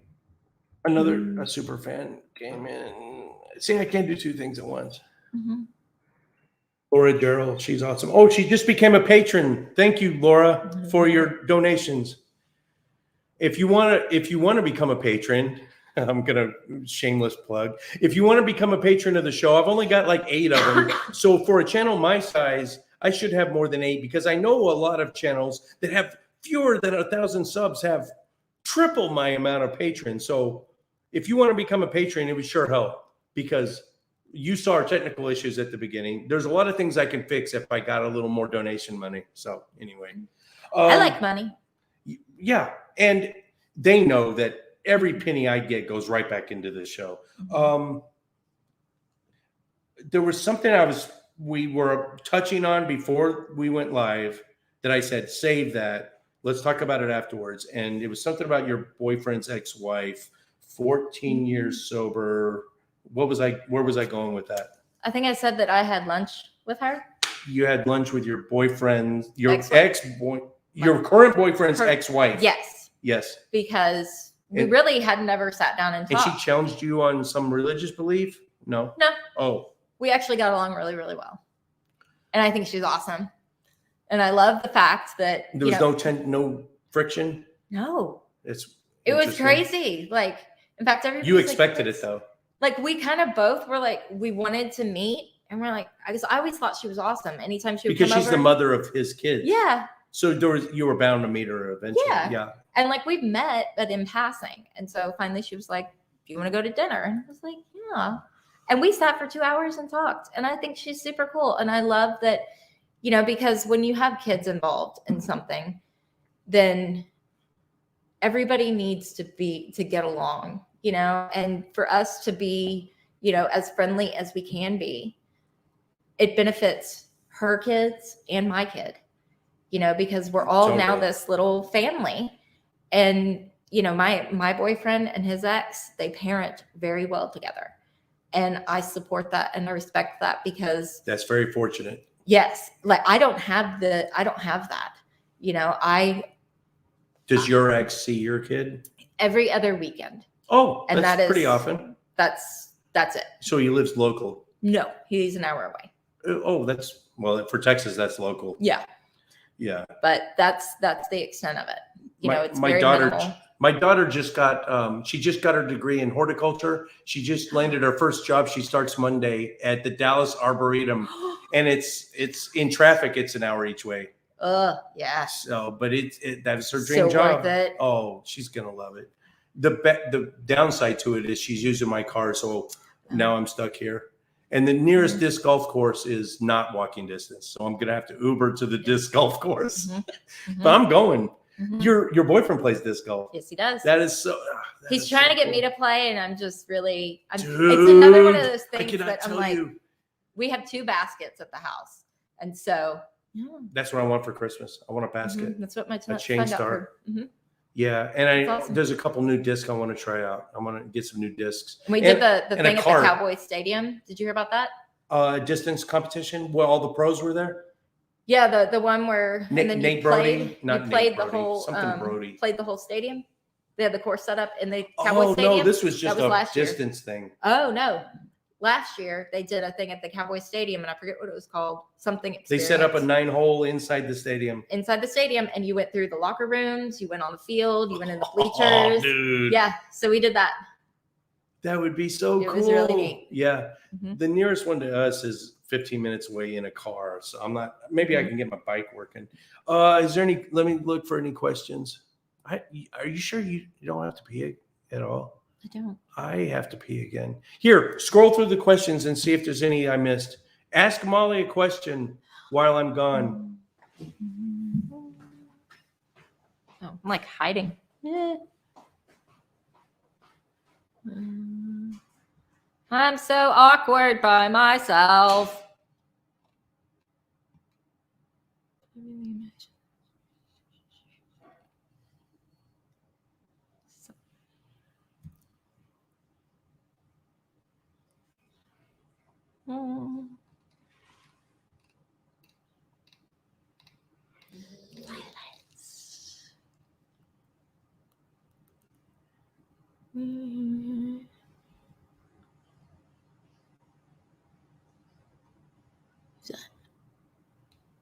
I'm reading. Hello.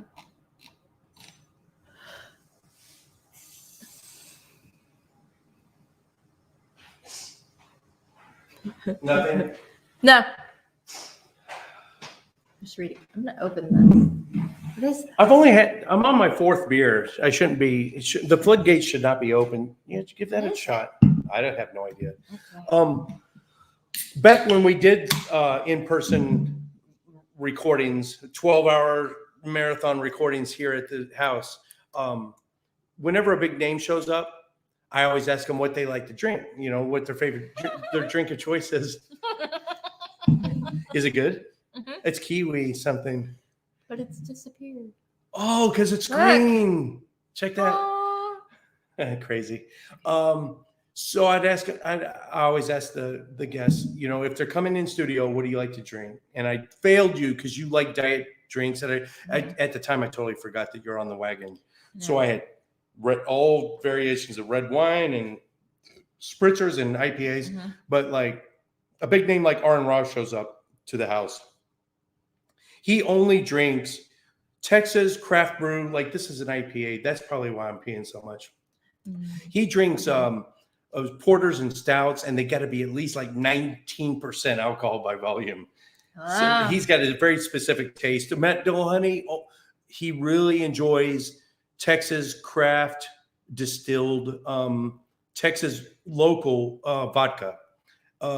Richard Carrier, only a certain type of single malt scotch. So yeah, I go out of my way sometimes. Sometimes I have to order it and have it shipped in. But there's a lot of things with the in-person interviews. I got to get back. And now that I'm basically doing it alone, my co-host, Richard Metzen earlier asked about Chris. And you guys know that Chris went on, he's doing improv and stand-up and stuff. So he went on doing bigger and better things. Courtney is technically still my co-host, but she is working on her master's degree in psychology. She's planning a wedding for next month. She's working a full-time job. So I'm running this. I'm set doing it myself. I think, at the very top of the show, you said one of the things that were kind of niggling at you, all the dissonance that was going on in your mind. And one of them was, here's how Jesus is portrayed to me by, my pastor and the followers. Mm-hmm. And you see him differently. And you said, I'm going to paraphrase, Jesus taught that the old laws in the Old Testament still apply. Mm-hmm. You said that. And just so you know, I'm not saying that's a minority position, but there are many Christians who say that Jesus came to abolish. I didn't come to abolish, I came to fulfill. Yeah. So with the coming of Jesus, then even though there are many times in the New Testament where Jesus says, the old, not one jot, not one tittle, until heaven and earth passes away. The old, at least twice he said the old law still applies. Yeah. But then he also says stuff like, it has been said that you should, but I'm telling you, you do this. So did that change in your mind? That's where I was like, I think if he is real, like we'll just say Jesus is real for this time being. I think that he would say all of these controversial things, and people would jump in and go, no, don't do that. And they would, they wrote down whatever it was, because we don't have actual writings. Sorry. I'm not slurring I am slurring my speech already. It's only fourth beer. Instead of craft brew, they thought I said crap brew. No, it's actually pretty expensive brew. But hey, if Farm Raw's coming, you pull out the stops. All right, keep going. I'm so sorry.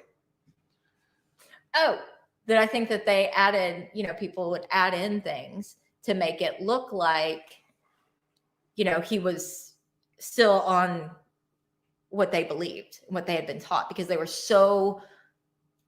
didn't want to let go of their laws. Their laws were what, that's why I guess he didn't have very many followers and that so many people because of all this, but yet there was oh no, you still have to follow the laws. Oh, not really. You don't have to. I'm like, was he being a politician and just playing to whoever was listening to him? Yeah, that too. Yeah. He didn't have a lot of followers. Well, no one that knew him actually wrote anything down. Yeah. You know that, yeah. Right? The Gospels, Matthew, Mark, Luke, and John didn't write those Gospels.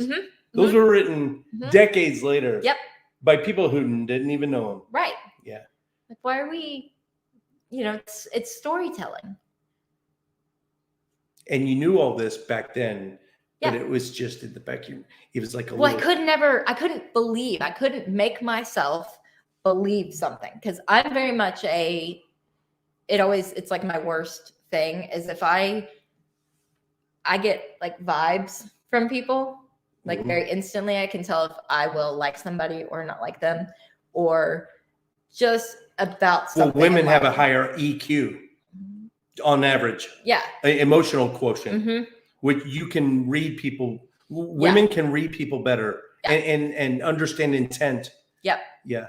And so that was the thing, is I'm like, there was so much stuff. I'm like, I can't, it doesn't make sense to me. And I couldn't believe it. I couldn't fake believe it.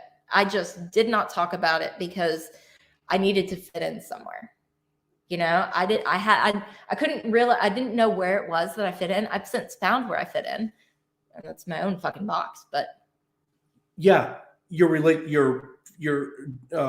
nuclear, your adopted family.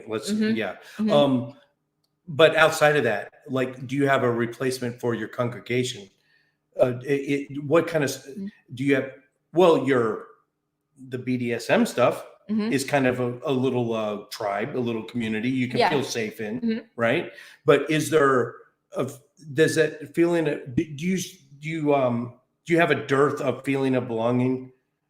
What I'm getting at is there are local atheist groups in the community, and some are not too far away. And those, do you have an outlet that you go to for social interaction? Not really. Do you find you need that now? Something you had before and you need? No, I don't go to like a group of sorts. I don't go and like-minded people, please be around. It's cool though. Every Wednesday night at Jay Gilligan's pub. I don't want to go anywhere else. You don't want to go? If I could drag you up on a Wednesday night to Jay Gilligan's pub, Metroplex Atheist. Yeah. And it's getting bigger now. The pandemic is it's not easing up, it doesn't seem, but I mean, we're getting 30 to 50 people there now again. So nice. Yeah, it's a fun time. I like to socialize. I'm very much an introvert. However, I like to get out and do stuff and go places now, especially more so than I used to, because I'm just me. I'm like, this is just what you get.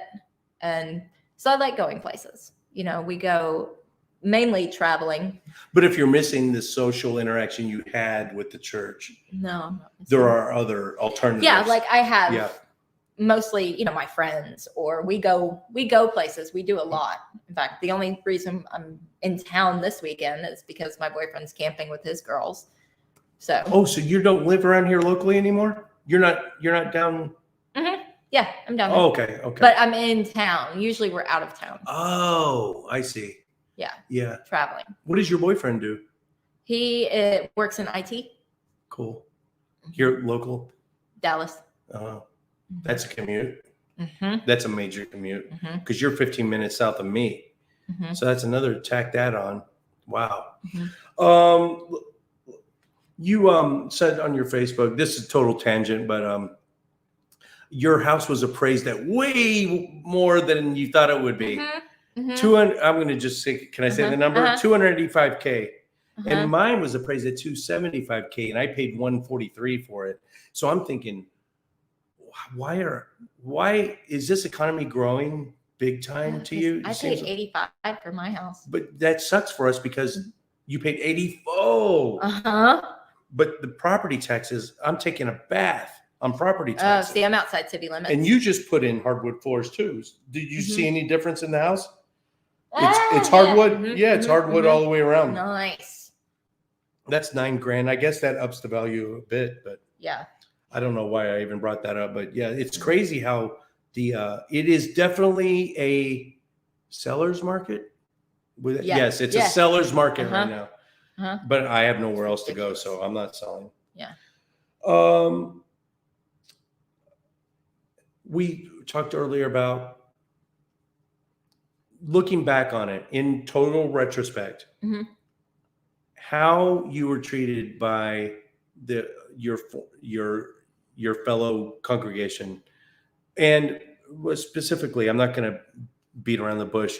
Your future pastor and his wife. Do you feel like they kind of preyed on you a little bit when you were sitting there in Chick-fil-A, needy with your kid, wondering where your next meal was going to come from?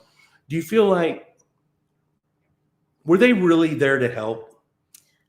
I think their intentions were to help. And whether it was going after someone that was obviously in a bad place, they had no intent to harm. They only wanted good. So whatever that was, and yes, it may have been, here, follow this, but I truly believe that their intention was for good. But that was all that they knew how. Like, this is the good way, follow me, and you'll have happiness. Yeah, they didn't have any other tools in their toolbox. Right. They wanted the best for you. They just didn't have the means. Right. They thought they had the means. They thought it was going to solve everything. Right. And it's just coin flip. Yeah. There is something to be said, though. Atheists, non-believers have a higher rate of suicide and depression. I can totally see that. Yeah. I always say I would rather live an uncomfortable truth than a comfortable lie, though. And so there's a give and take there. But your pastor, Josh, and I are great friends. He said on at least 2 occasions, one was in the shower and one was when he just woke up, that not only did he pray, but he got an audible, like in his ears, not in his head, audible response to his prayers. That ever happened to you? No. Okay. So back then, when you prayed, did you think anything was happening? You think you were getting anywhere with it? No, not really. It was really okay, Molly, why did it take you so long to see the light then? I think. Did having this new boyfriend, someone that you can confirm all these, did he help you out? Yes. Somebody to accept me as I am. Yes. That was the biggest thing in my life. It was finally having somebody that when I did something, I wore something. I mean, the fact that our first date, I was like, I want to get my hands tattooed. And that was your first date. You guys went and got that. Yeah. What did he get?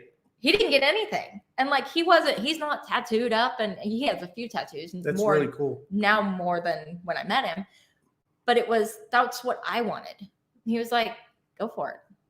It was just this going from being told who I am and how I need to act to somebody that loves me for who I am and how I am, faults and all, it helped me to go, oh, okay, I can branch out a little bit. Listen to what Purple says. The problem I have with my family is they want to help, but they have no clue what is important to me. They don't want to listen when I try to tell them. Mm-hmm. Sometimes it's just shutting the fuck up and listening to them. My wife, often she comes home, she's had a stressful day at work, and she just unloads her problems. And I think it's a male thing where I was, okay, let's analyze this. I want to help you try to fix it. And then tomorrow you can fix it in this, and this way. She doesn't want that shit. She doesn't want that nonsense. She wants to just me to sit there and listen to her vent sometimes. And then that can actually, the only thing therapeutic for me is when I cook and when I play disc golf. And I have no one to grapple with in the backyard. But I'm a competitive fighter, and I have no one to spar with to, do a few rounds in the backyard. I like that too. But I like to like just vent. So you're like that too, yeah. And really we call it my little therapy sessions, where I just do my own therapy. And he knows that he doesn't have to say anything. And I always tell him, we make it, that's the other thing of having a good relationship is like, here, hey, this is what I need right now. I just need you to just be quiet for a second, and I'm going to just talk. It would really help if my wife said that up front. Yeah, it's great. And sometimes I'm like, I feel insecure and I need whatever. And so we're very, it's just grown. Every argument we have, we learn something new about the other person. And we're like, hey, next time do this. We're like, cool, got it. That's good. A lot of times I just sit there and I'm like, and I go off on my rabbit trails, and and he's like, I love it. And he's learned to not even follow. He just waits like at the end of the field, and like, she'll eventually come back. And that's what happens. I eventually come back. So anyway, all that 1 hour talk of whatever I said is now back to, I don't feel very pretty today. And it's usually as simple as that. Look at those icy eyes. How can you not feel pretty? Look at those eyes. Linda Carter, she was way, you don't remember the original Wonder Woman? She had those kind of eyes, just those really icy, stare through your eyes. Crazy. My wife is the exact same way, except she never comes back. She goes on a goat path to tangents. And never comes back to, and here's why I'm upset today. Like, come on back. In the end, I wrap it up. I'm like, so this goes over here, and this goes over here, and this is why they're all together. And now he's learned to like, okay, I know she has a point to this. I'll wait for it. And then I'm like, and it goes over here. And so it's great. But in the end, I learn about me, and I learn something new about myself, and I go, oh, now I know why I did that. In fact, me in counseling was always fun because the counselor would just sit back and they're like, you're very self-aware. I was like, you are definitely. Yeah.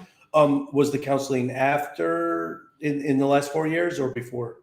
Before. To help you get on the wagon? No, you didn't talk about alcohol addiction at all? No. You still do THC though, right? Because remind me before you leave here. I got some edibles to drop on you. Now, full disclosure, the ones I'm going to give you were gummy bears ones, but they were in my trunk and they're melted all together. So you're going to have to cut them into, don't cut off too much. Yeah. You know what I'm saying? Because these are pretty potent. You cut off what you think a gummy bear should look like. And then eat half of that. Well, I don't know what your tolerance is. Me, I eat one leg of a gummy bear and I'm good. Yeah, like because I don't like being. I don't want to be out of control. Yes, I want to be able to get in the car and drive. I'll eat about that much. Like That's a little tiny. It's almost microdosing. Yes. And then I go play disc golf, and man, right. I got my shit down, just boy. Takes the thought, the whole everything. It helps you fucking line up your shots too. It's great for. I can totally see why stoners love disc golf. It totally goes a hand in a glove, boy. It's awesome. So for you guys, I'm going to let you do your final thoughts. So be thinking about that because we're wrapping up. We've got 10 minutes left. So think about final thoughts. Anything, any loose ends you want to talk about? Anything we haven't talked about yet? So I've been playing disc golf since 1987. And just within the last week or two, I actually started watching YouTube videos on it. And wow, everything about my form and technique has been wrong. Before, I muscled it, and I could get 300 feet, but it was all muscle, and I was destroying my body. And now, A, getting a little older, I'm just not as spry as I used to be.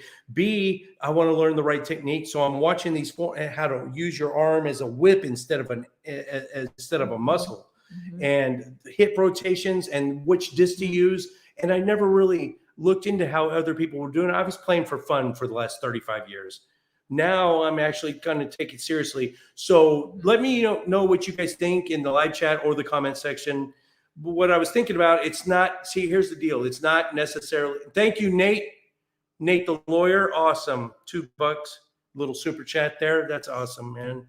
We don't get many super chats.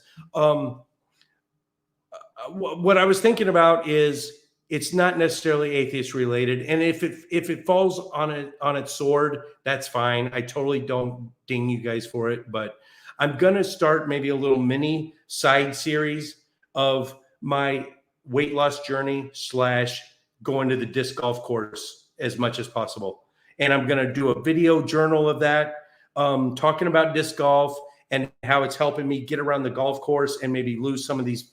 I got 70 pounds to lose. So maybe both of those will go hand in hand.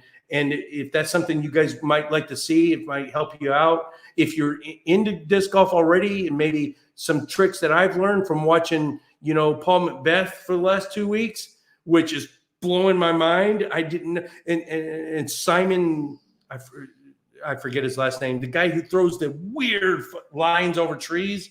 So I'm going to try out some of these techniques. I'm going to try to do my 10,000 plus steps a day instead of sitting my fat ass on the couch all the time. So it'll be a weight loss journey / disc golf. And I know it's not atheism. It'll be a side little project. If you guys don't want to see that shit, I won't take offense. I'll keep doing my comparing the Book of Jonah to the Jason and the Argonauts if you want, but I don't know. It's just an idea. All right. So Molly, we have 8 minutes left. Tell people again, because we've already had one. You already had Robert Rowe. Am I famous yet? Famous. I love when Aaron Robb wears his T-shirt that says, "I'm famous on the internet." Even Aaron is self-aware enough to know that he's not Richard Dawkins. But in YouTube world, he basically is Richard Dawkins. In the YouTube world, he's probably bigger than Richard Dawkins. So I'm famous so you might be slightly mediocre famous on the internet. We'll see. Wow. This won't even get 300 views in a month. But then over the course of years, there's residual. It gets archived and people come back and watch it. And you know what? If you didn't do a YouTube search on Molly and Atheist Edge, the first interview, because I think it went spectacularly. Yes. I love that one. That was one of my favorites. Don't look at my hair. My hair looked like shit. I forget what your hair looked like. I remember it was a really sparkly background we had. Yeah, it was a glittery background. And you said your horses are going to heaven. And now looking back on it in hindsight, everything you said was playing to people that were watching. If there is a heaven, my fucking horses better be there. I love that. God damn, that's good. I couldn't have said it better. If there is a heaven, my horses better fucking be there too. Because it wouldn't be heaven without them. Exactly. But there's probably no heaven. Yeah, I don't know. Sucks. I'll be dead anyway. Why do I care? But if you really honestly don't think there's a heaven, Ricky Gervais once was asked in an interview by a really hostile interviewer. He's asked, "What do you have to live for as an atheist?" He says, "We have everything to live for. We have nothing to die for. Every day is so important to us." Yeah. Compared to a Christian, this interview right now is exponentially more important to me than it would be to a Christian. So I can talk to you later in the infinity. Yeah, It means so much more to me now. Right. I don't know. There's that too. Anyway, so we got 5 minutes. 5 minutes left.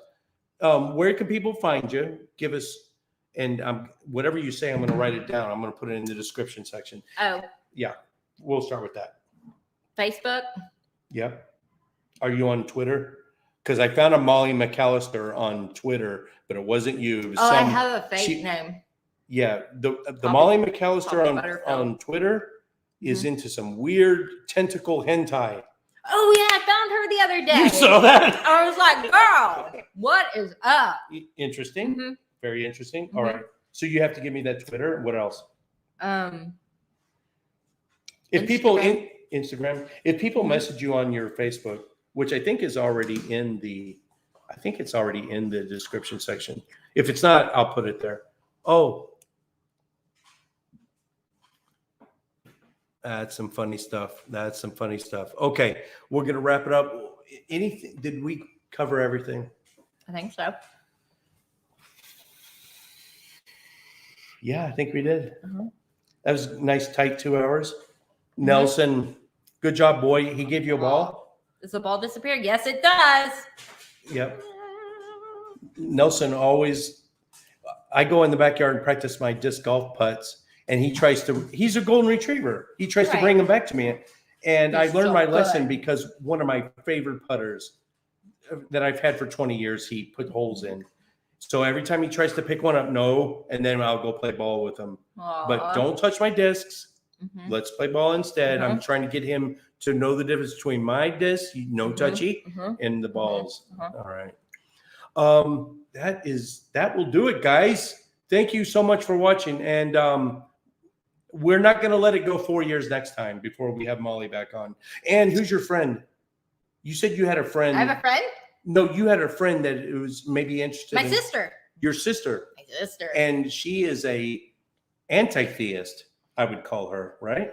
She's very angry. Yes. Very opinionated. A firebrand but atheist. She's very smart about it. Was she a firebrand atheist when you were still a Christian?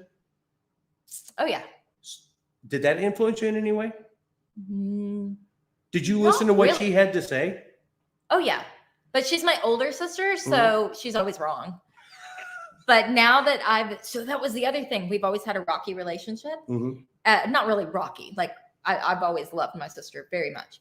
But, she thought I could do better in life, really is what it was. And so it wasn't until recently that everything started to change and I changed a lot of my thinking. And now I realize how much I rebelled against whatever she was saying and how much I actually agree with, her and whatever. Did it improve your relationship with her? Oh yeah. She moved back here too. I can see. So I'm so happy. She was within driving distance? Yeah, she lives. That is so cool. Yeah. That's awesome. Right next door.